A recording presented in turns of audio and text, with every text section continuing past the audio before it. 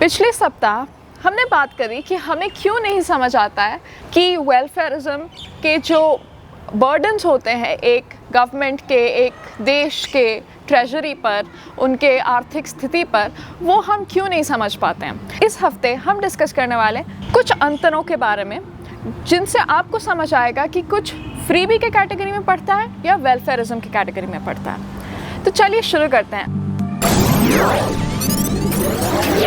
अगर आप मेरे साथ पहली बार जुड़े हैं, मेरा नाम है सागरिका और आपका स्वागत है क्वेश्चनिंग माइंड के चैनल पर। हम इस चैनल पर कल्चर, इतिहास और पॉलिसी के कई सारे डिस्कशंस करते हैं, तो अगर आपको अच्छा लगे ज़रूर लाइक कीजिए और सब्सक्राइब करें। चलते हैं इस वीडियो के कोर पर।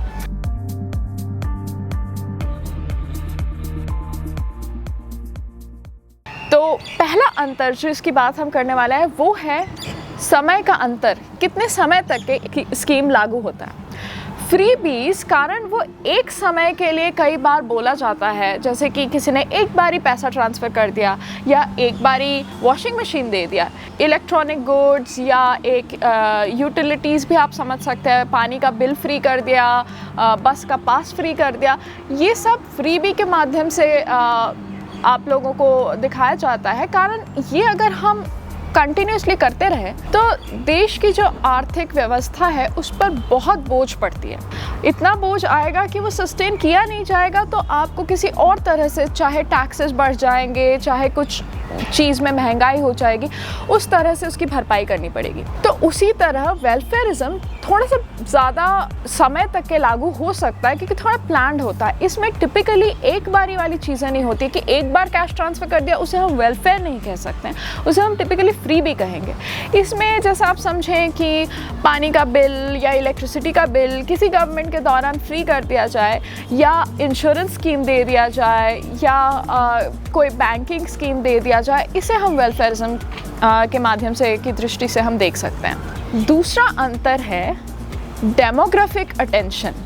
तो इसका मतलब है कि एक पर्टिकुलर आबादी जो है, चाहे आप महिलाओं को देख लें, चाहे आप एक जाति या एक मज़हब की बात कर लें, उनको अगर स्पेशल अटेंशन मिलता है, वो एक फ्रीबी और वेलफेयरिज्म का कैटेगराइजेशन हो सकता है। इसका ये मतलब नहीं है कि टिपिकली ये मॉरली या किसी और तरह से गलत कह सकते हैं इसे। कारण आप देखिए, जैसे कि फ्री बस पास दिए गए हैं, तो भले वो उस राज्य के आर्थिक स्थिति पर बहुत बोझ डाल रहा है और उसके कई सारे प्रॉब्लम्स भी बताए गए हैं, पर देखा गया है कि अगर ऐसा कुछ किया जाए, ऐसा कोई स्कीम निकाला जाए, तो महिलाएं एक्चुअली ज़्यादा ट्रैवल करती हैं और उसका काफ़ी फ़ायदा होता है। क्योंकि जो लोग सोचिए एक सब्जी वाली हैं, उसको अगर कहीं और सस्ती सब्ज़ी मिल रही है, उसको लेकर बस में आकर वो दूसरे ज़िला में, दूसरे जगह, दूसरे शहर में बेच सकती है। कारण पूरे राज्य में फ्री बस पास का एक स्कीम बनाया गया है। अगर आप हज सब्सिडी देखें तो वो भी एक टिपिकल मुस्लिम वोटर्स के लिए बनाया गया था, अब नहीं रहा इतना ज़्यादा। तो वो सब्सिडाइज्ड ट्रैवल एक वोटर बेस के लिए लागू होता है। तो ये जो डेमोग्राफिक अटेंशन है टिपिकली फ्रीबीज के लिए लागू ज़्यादा होता है। वेलफेयरिज्म में भी ओवरलैप होता है इसका, बट क्योंकि शॉर्ट टर्म ज़्यादा इफ़ेक्टिव रहता है, उसका ज़्यादा लाभ होता है, इसीलिए ये फ्रीबी की कैटेगरी में ज़्यादा जाता है। तीसरा अंतर आप इच्छा की दृष्टि से समझ सकते हैं। कई बार फ्रीबीज जो होती है ना, कोई पॉलिटिकल पार्टी या कोई गवर्नमेंट के लिए एड कैंपेन या प्रमोशनल कैंपेन की तरह काम करते हैं। जैसे हम लोग को चौकोस में, बचपन में चौकोस के साथ कुछ एक खिलौना फ्री मिल जाता था, तो वो हमारे मन में वो हमेशा रहता था कि हम चौकोस लेंगे और दूसरा कोई सीरियल नहीं लेंगे। कारण हमें वो कुछ फ्री मिल जाता था। बारबीज़ कई बार छोटी बच्चियों को बारबीज़ बड़ा पसंद आ जाता था, कारण उनको उसके साथ कई सारी चीज़ें फ्री मिल जाती थी। तो इसी तरह गवर्नमेंट्स और जो वोटिंग के लिए जाते हैं पोल के समय पॉलिटिकल पार्टीज़, इस तरह एक एड कैंपेन तरह से फ्रीबीज़ को चलाते हैं कि हम एक बार ये फ्री दे देंगे तो आप हमारे बारे में सोचेंगे। तो कई वर्षों से, कई दशकों से चल रहा है ये फ्रीबीज का स्कीम। कई बार आपको सुनने में आता होगा कि इनको तो फ्री में बिरयानी मिल गया, इनको फ्री में शराब मिल गई। तो ये सारी चीज़ें फ्रीबी में आते हैं और कई बार पोल्स के समय आप देखेंगे महिलाओं को साड़ियाँ दी जाती हैं, मिक्सी दिए जाते हैं, तो ये सब एक ऐड की तरह समझिए। जबकि वेलफेयरिज्म की जो इच्छा है ना, वो कोई भी चाहे पॉलिटिकल पार्टी हो चाहे कोई सरकार हो, उनका ये इच्छा रहता है कि एक जो शोषित वर्ग है समाज का, उसको बाकियों के समान करने के लिए चलाया जाता है वो स्कीम। जैसे आप और मैं शायद एक इंश्योरेंस पॉलिसी ले सकते हैं, पर आप सोचिए जो रोज़ की कमाई के अंतर्गत पूरा जीवन व्यतीत करता है, एक दिनाचार्य उसका रहता है उसी दिन की कमाई में, वो कैसे सोचेगा कि हम अपने परिवार को खाना खिलाकर उन्हीं पैसों से कुछ और अधिक खरीद पाएँ, जैसे कि इंश्योरेंस।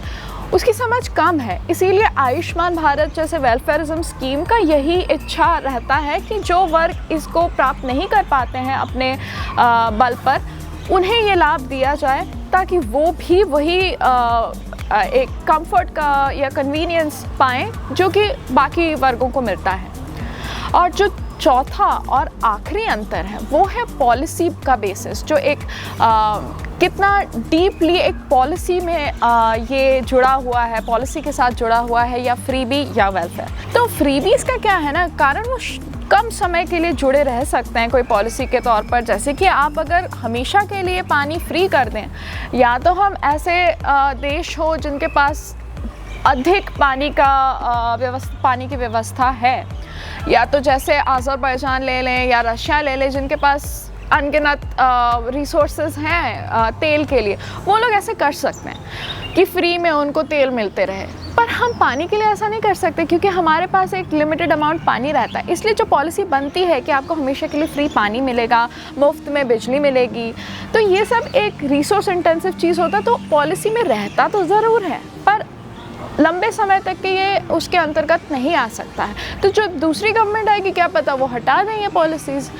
जबकि वेलफेयरिज्म थोड़े से ज़्यादा जुड़ सकते हैं कि जब तक के कम से कम एक वर्ग दूसरे वर्ग के समान हो जाए, तब तक के लिए शायद जुड़ सकते हैं। तो जैसे कि आप डायरेक्टिव प्रिंसिपल्स में देखिए कि फ्री और फेयर एजुकेशन सबके लिए, जो शिक्षा का व्यवस्था है वो सब लोगों को प्राप्त समान तौर से होना चाहिए, ये लिखा गया है।